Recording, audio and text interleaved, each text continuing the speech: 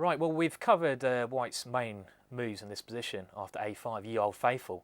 We've covered rook to e1, and we've covered b3. These are the moves you really have to be gelled up on. You have to know them really well. You have to know what you're going to play against these moves because they're the most dangerous setups. White's other setups shouldn't trouble you so much, but you've still got to have a good idea about what to do.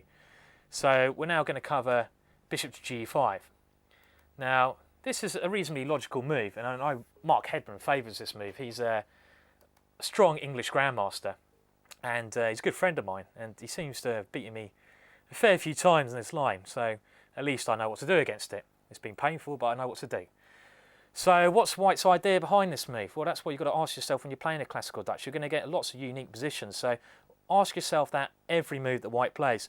Well, the idea, I think, is to take on f6, and then if Black captures back, White wants to go e4, and this e4 move is a move we want to avoid. So how do we avoid this? Well, I'm just going to recommend a simple move, knight on b to d7.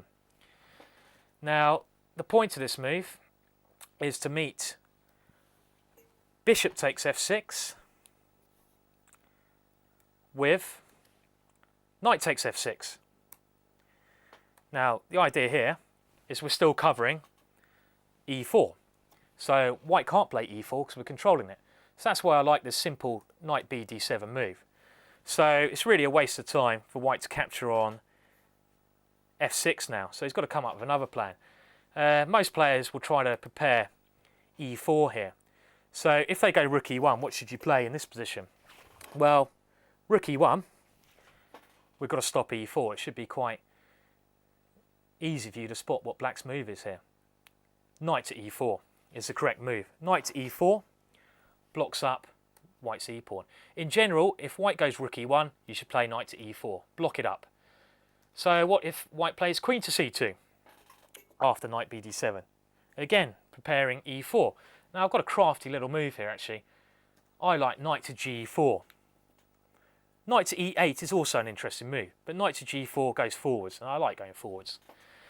The idea of this move is to meet e4 with f4, but to do this we have to get rid of dark squared bishops first. So for example, after bishop takes e7, we'll come back to another possibility in a second. Black plays queen takes e7. So we've exchanged dark squared bishops, so now we have more control of the f4 square. If White plays e4, how do we meet this? Well, we've either got to meet this move with e5 or f4. Well, f4 is the move. And again, I like Black's position. This is very similar to some lines we looked at. Given a chance, we will go e5 next move as well, and we have a big attack on the king side. So Black's basically doing quite well here. So that's if Black exchanges on e7. What other options has he got? Not many, to be honest. After knight to g4, he can think, well, he's got to do something to bishop. Do we exchange or do we move it? One player played bishop to d2 here. We'll have a quick look at this. Black's doing fine here. I just got on with my idea. Queen to e8. Now, the idea was to meet e4 with an aggressive move like queen to h5 here.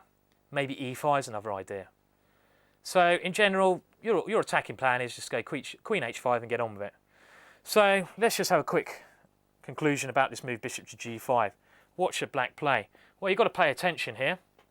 Bishop to g5 threatens to force this move e4 through, but we just defend the knight and play knight on b to d7. Simple move, very logical.